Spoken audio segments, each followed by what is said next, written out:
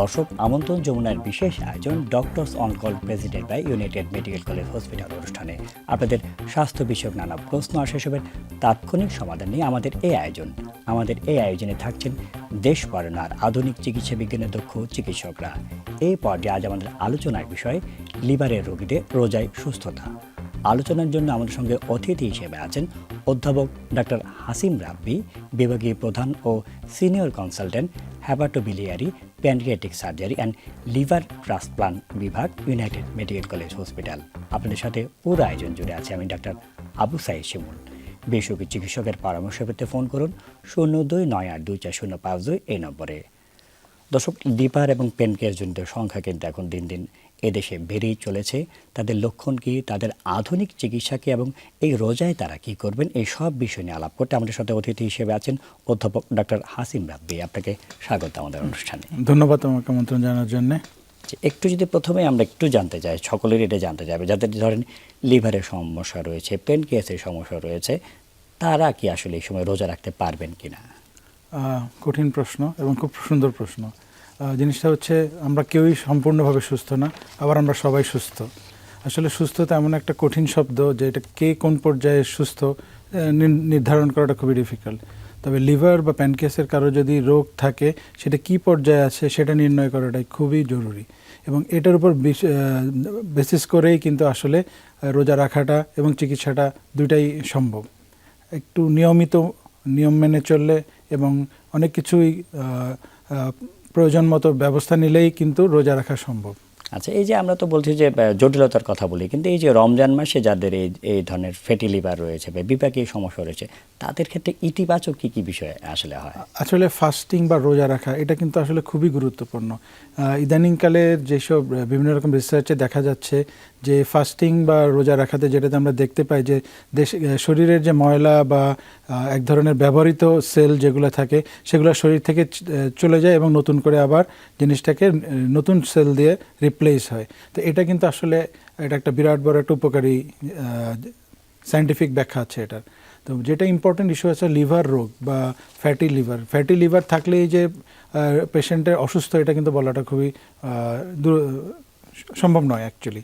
আসলে fatty liver কম বেশি সব মানুষেরই লিভারে ফ্যাট থাকে, কিন্তু এই ফ্যাটটা কি লিভারে ক্ষতি করছে কিনা এটাই আসলে নির্ণয়যোগ্য। আচ্ছা, এই যে ধরেন অনেকে তো দেখা যাচ্ছে আগে থেকে লিভারের সমস্যা থাকে বা প্যানক্রিয়াসের সমস্যা থাকতে পারে, মানুষ তো আসলে লক্ষণ দেখা ছাড়া বা অনেক সময় বোঝেনও না, সাধারণ মানুষের পক্ষে বোঝা সম্ভব না। তারা রমজানে যে জীবনযাত্রার এই যে পরিবর্তন একটা তো হচ্ছে আমাদের জীবনযাত্রার মধ্যে, সেহারিতে বা ঘুমের, এই সময় যদি হঠাৎ অসুস্থ বোধ করেন, কি লক্ষণ দেখে আসলে তারা বুঝবেন যেটা লিভারের বা প্যানক্রিয়াসজনিত জটিলতা? আচ্ছা, এখানে খুবই একটা জরুরি জিনিস আমাদের জানা দরকার যে লিভার রোগ আছে কিনা। কেউ যদি আগে জানে সেটা একরকম, কেউ যদি নতুন করে নির্ণয় হয় সেটা আরেক রকম। কারো যদি আগে কেউ যদি মনে করেন যে আমার লিভার রোগ থাকতে পারে, তাহলে ডাক্তারের পরামর্শ নেওয়া উচিত। সাপোজ মানে ধারণা করা যায় যে কোনো একটা মানুষ যদি হঠাৎ করে মনে করেন যে আমার হঠাৎ দুর্বলতা লাগছে, শরীরের বমি বমি ভাব হচ্ছে, রুচির পরিবর্তন হচ্ছে এবং খারাপ লাগছে, আগে যতটুকু সুস্থতা বোধ করছিলাম অতটুকু সুস্থতা এখন বোধ করছি না, তাহলে আমাদের সত্ত্বর আসলে ডাক্তারের শরণাপন্ন হয়ে রোগটা নির্ণয় করা উচিত যে আসলে কি আমার লিভার বা অন্য কোনো সমস্যা আছে কি না। দ্বিতীয়ত হচ্ছে প্যানক্রিয়াসের সমস্যা সাধারণত সবার হুট করে হয় না, বা আবার প্যানক্রিয়াস আবার হুট করেও হয়। তো জিনিসটা হচ্ছে কি প্যানক্রিয়াস রোগ যদি কারো একটা থেকে থাকে সেটা দুই রকমের হতে পারে। একটা হচ্ছে গলব্লাডারের যদি কখনো পাথর থাকে, কেউ যদি অ্যালকোহলিক আগের থেকে হয়ে থাকে, অথবা কারো যদি ফ্যাটি লিভারে থাকে তাদেরও কিন্তু প্যানক্রিয়াসে কিন্তু প্যানক্রিয়াটাইটিস হতে পারে। অথবা কারো যদি অতিরিক্ত পরিমাণে আমাদের যেটা হয় যে কার্বোনেটেড ড্রিঙ্ক যেটা আমরা বলি, এগুলো যদি খাওয়ার খুব অভ্যাস থাকে তাহলেও কিন্তু আমাদের প্যানক্রিয়াটাইটিস হওয়ার একটা সম্ভাবনা থাকে। আচ্ছা, এই সময় রোজায় আমরা দেখা যাচ্ছে যে অনেকে বিভিন্ন ধরনের খাবার খায়, পেটের অস্বস্তি দেখা যায়, যে ব্যথা হচ্ছে, বমি হচ্ছে বা জন্ডিসের মতো উপসর্গ দেখা যাচ্ছে। এই সময় কোন পরিস্থিতিতে আসলে আমাদের দ্রুত বিশেষজ্ঞ চিকিৎসকের কাছে যেতে হবে? যেটা আমরা আগে বলছিলাম যে হঠাৎ নতুন কোনো উপসর্গ আসা, সেটা দুর্বলতা হতে পারে, জন্ডিস আসা হতে পারে, খাবার বদ হজম থেকে হতে পারে, যেটাকে আমরা বলি নন স্পেসিফিক অ্যাবডোমিনাল সিমটমস অথবা ডিসপেপটিক সিমটমস, মানে খাওয়ার যে হজমের যে ক্যাপাসিটি হঠাৎ করে যদি নষ্ট, তার পরিবর্তন দেখা যায়, তাহলে সত্তর ডাক্তারের শরণাপন্ন হওয়া উচিত।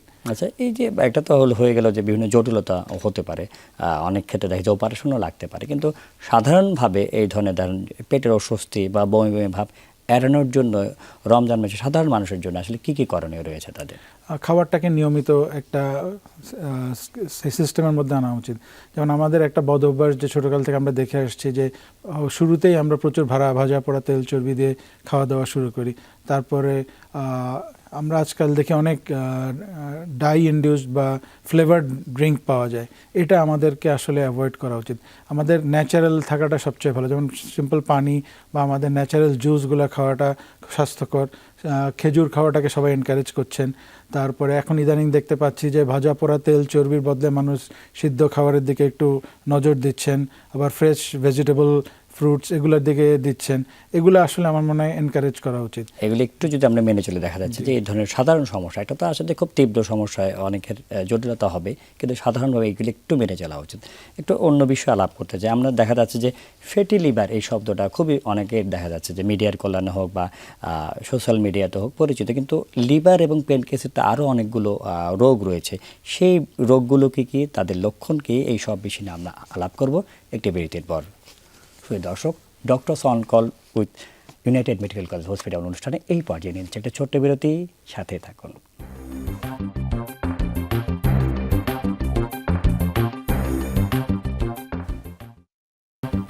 বিরতির পর doctors on call presented by united medical college hospital অনুষ্ঠানে আপনাদেরকে আবারও স্বাগত জানাচ্ছি। আজকে আমাদের আলোচনার বিষয় লিভারের রোগীদের রোজায় সুস্থতা, এবং আমাদের সাথে অতিথি হিসেবে আছেন অধ্যাপক ডক্টর হাসিম রাব্বি।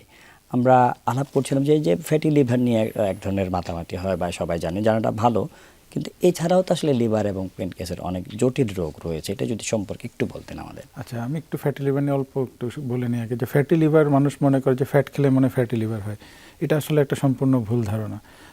অতিরিক্ত ফ্যাট জমেই হয়। এটা বেসিক্যালি যেটা হয় আনকন্ট্রোল ডায়াবেটিস বা অতিরিক্ত পরিমাণে কেউ যদি শর্করা জাতীয় খাবার খায়, সেটাই ভেঙে ফ্যাটি অ্যাসিডে কনভার্ট হয়ে আমাদের লিভারে জমা হয়।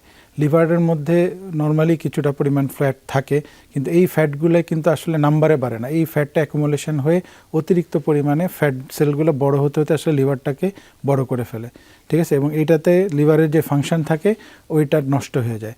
এই ফ্যাটি লিভারটার মূল সমস্যা হচ্ছে গিয়ে সে লিভারের ক্ষমতাটাকে নষ্ট করে ফেলে। মূল যেটা ইম্পর্টেন্ট ইস্যু ফ্যাটি লিভার, যে তাহলে মানে কার্বোহাইড্রেট ইনটেক এবং কার্বোহাইড্রেটের যে মেটাবলিজম, এটাকে যদি আমরা সঠিকভাবে নিয়ন্ত্রণ করতে পারি, এবং তার সাথে যদি ফ্যাটের যেটা আমরা কোলেস্টেরল যেটাকে বলি বা ট্রাইগ্লিসারাইড যেটাকে বলি, এই টোটাল দুইটা সিস্টেমটাকে যদি আমরা কন্ট্রোল রাখতে পারি, তাহলে ফ্যাটি লিভারটাকে নিয়ন্ত্রণ করা সম্ভব। কিন্তু ফ্যাটি লিভার যদি মেটাবলিজম এগুলো যদি আনকন্ট্রোল থেকে যায়, তাহলে লিভার ড্যামেজ হয়ে যায়। লিভারে অনেক কারণে ড্যামেজ হতে হবে। ফ্যাটি লিভার একটা, ভাইরাস ডিজিজ একটা, ঠিক আছে? তারপরে ওষুধের জন্য, অতিরিক্ত পরিমাণ ওষুধ সেবনের জন্য হতে পারে, অ্যালকোহলের জন্য হতে পারে, অনেকগুলো কারণেই কিন্তু আসলে লিভার ড্যামেজ হতে পারে। কিন্তু এই ড্যামেজটা যদি বারে ঘন অনেক দিন ধরে হতে থাকে, তাহলে লিভারের কিন্তু পরিবর্তন আসে, যেটাকে আমরা ক্রনিক লিভার ডিজিজ বলি, যেটা আলটিমেটলি লিভার সিরোসিসে রূপান্তর হয়।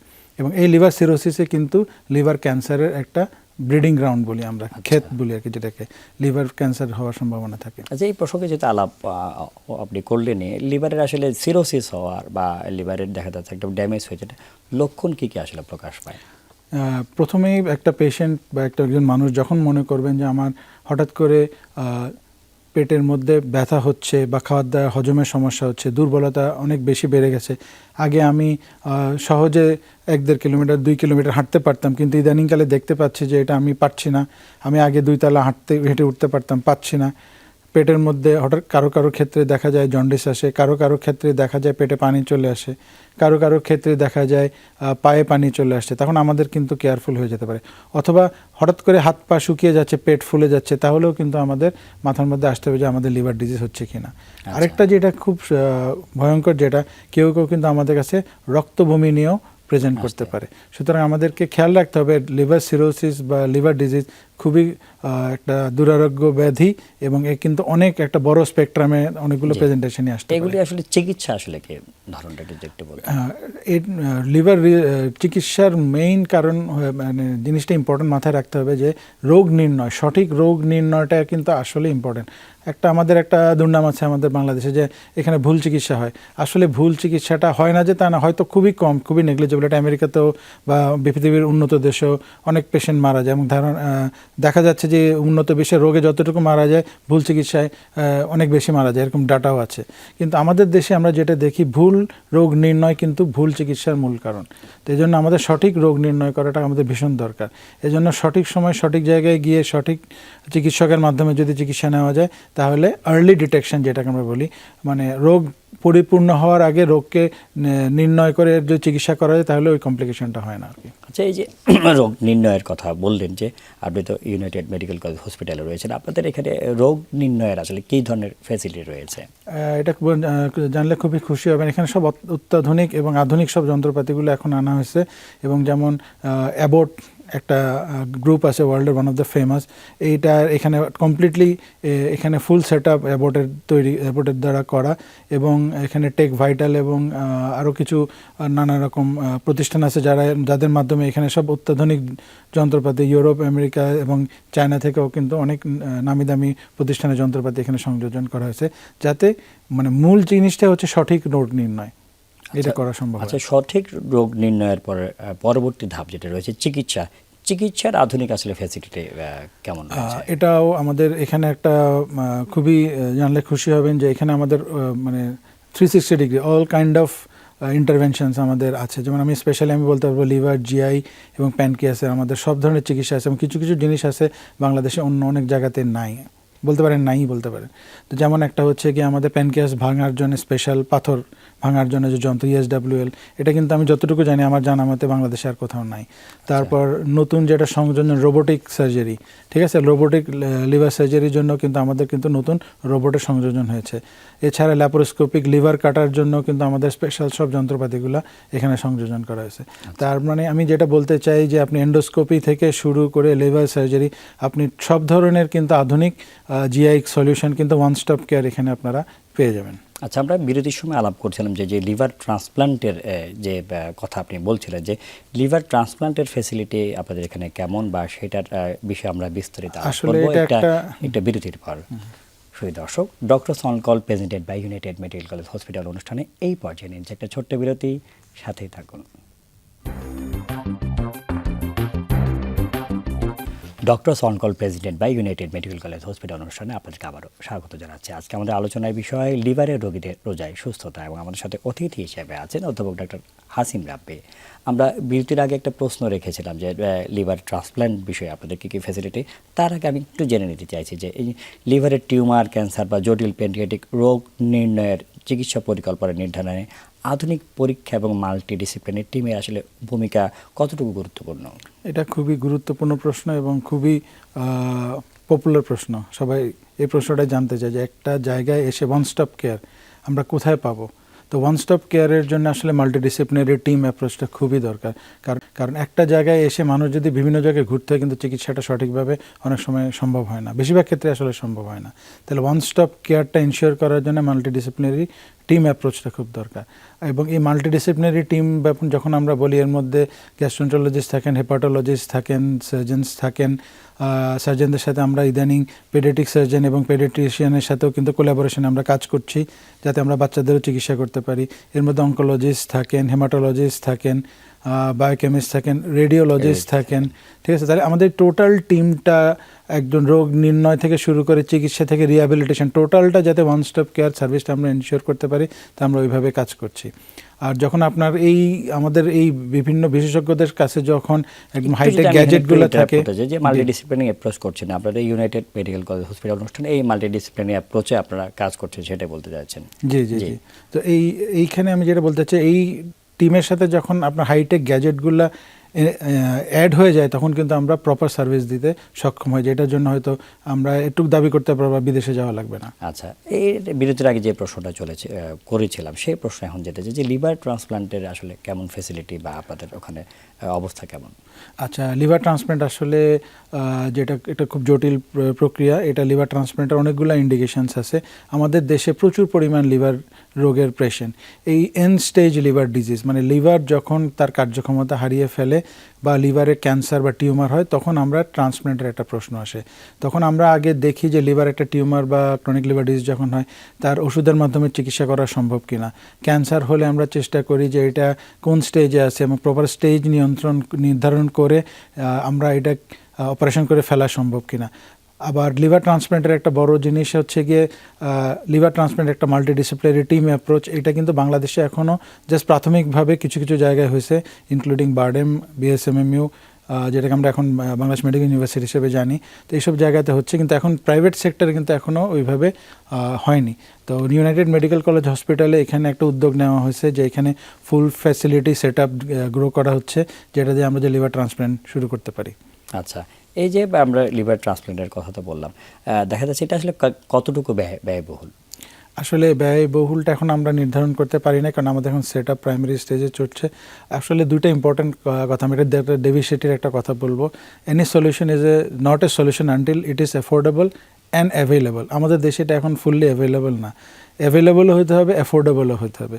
দুইটাই হচ্ছে গিয়ে একটা মূল মন্ত্র আর কি চিকিৎসা। তবে এই ক্ষেত্রে আমার বলবো, যারা আমরা দর্শকরা দেখছেন, একটা ধরুন বাইরের দেশে যাওয়া, ওখানে আসা যাওয়ার যাতায়াত ভাড়া, থাকা, খাওয়ার, এগুলো তো একটা বড় ধরনের বিষয় রয়েছে। সেগুলোর বিবেচনায় আপনারা যেহেতু করবেন, আমরা আশা রাখি যে একটা অ্যাফোর্ডেবল একটা আমরা চিকিৎসা সেবা পাবে আমাদের জনগণ ইনশাল্লাহ।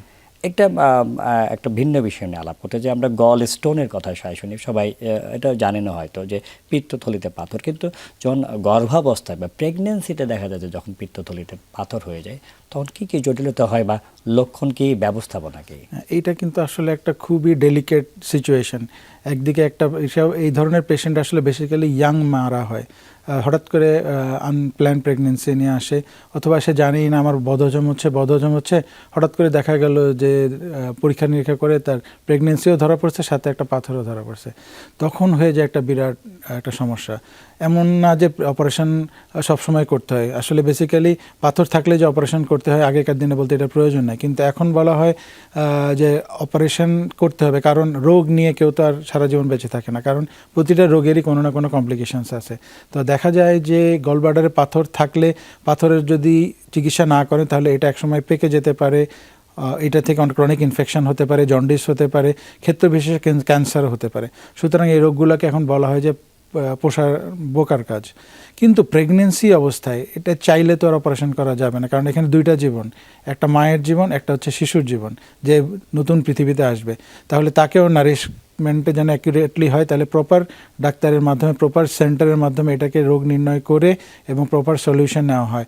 বেশিরভাগ ক্ষেত্রেই এদের কোনো অপারেশনের প্রয়োজন হয় না, কিন্তু খুবই কম পেশেন্ট আছে যাদের অপারেশন লাগে। আমাদের কিছু অভিজ্ঞতা আছে যারা দেখতে, মানে অভিজ্ঞতাগুলো এরকম যে মা এসে বলেন আমি আর পারতেছি না ব্যথা সহ্য করতে, আমার মনে হয় সেসব করতে আমাদের আসলে অপারেশন। একটু জানতে চাচ্ছি, যাদের দীর্ঘমেয়াদী দেখা যাচ্ছে লিভারের রোগ রয়েছে, জটিল প্যানক্রিয়াসের সমস্যা, তাহলে রমজানকালে নিয়মিত ফলো আপের তাদের ক্ষেত্রে পর্যবেক্ষণ এবং ফলো আপের গুরুত্ব কতটুকু?